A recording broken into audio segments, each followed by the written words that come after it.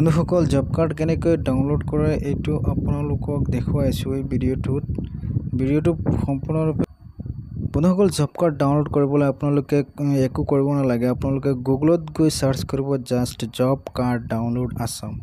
তাৰ পাছত এনেকুৱা এটা লিংক আহিব সাক ওপৰৰ লিংকটো নহয় এইটো তলৰ লিংকটোত আপোনালোকে ক্লিক কৰিব এই লিংকটোত মহাত্মা গান্ধী নাৰেগা ঠিক আছে এইটো ক্লিক কৰাৰ পাছত এনেকুৱা এটা পেজ ওপেন হ'ব সাইট লোডিং লৈছে এনেকুৱা এটা পেজ ওপেন হোৱাৰ পিছত আপোনালোকে স্ক্ৰল কৰিব তলত যোৱাৰ পিছত এটো সাক ইয়াতে আমাৰ আসাম ষ্টেটটো দেখুৱাইছে ইয়াত আপোনালোকে ইয়াত আসামত ক্লিক কৰিব ইয়াত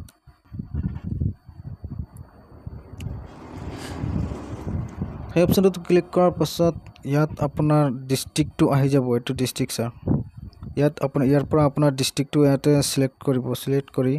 আমি ইয়াত আমাৰ ডিস্ট্ৰিক্টটো সিলেক্ট কৰি আছো সিলেক্ট কৰাৰ পিছত আপোনাৰ ইয়াত আছে আপোনাৰ ব্লকটো কি ইয়াৰ পৰা সিলেক্ট কৰিব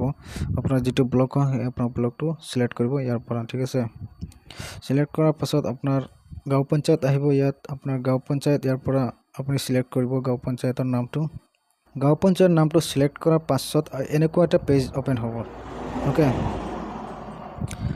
গাঁও পঞ্চায়ত নামটো সিলেক্ট কৰাৰ পাছত এনেকুৱা এটা পেজ ওপেন হ'ব এনেকুৱা পেজ ওপেন হোৱাৰ পাছত আপোনালোকে এটো নম্বৰ 3 ত আপোনালোকে দেখিব জব কাৰ্ড এমপ্লয় ৰেজিষ্টাৰ ঠিক আছে এই অপচনটোত আপোনালোকে ক্লিক কৰিব জব কাৰ্ড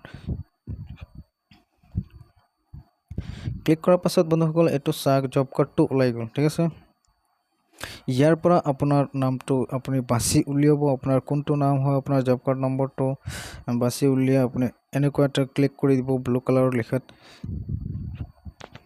ক্লিক কৰি আপুনি ইয়াৰ পৰা আপোনাৰ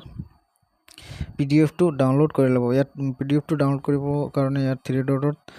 ক্লিক কৰিব 3 ডট ক্লিক কৰি আপোনালোকে এই ডাউনলোড অপচনটোত ক্লিক কৰি দিব বাস আপোনাৰ পিডিএফটো ৰেডি হৈ ডাউনলোড হৈ গ'ল সো আশা কৰো বন্ধুসকল ভিডিওটো ভাল লাগিছে আপোনাৰ অলপ হলেও হেল্প হৈছে আৰু এনেকুৱা ভিডিও চাবৰ কাৰণে পেজটো ফলো কৰিব ইউটিউবত চালে চেনেলটো সাবস্ক্ৰাইব কৰিব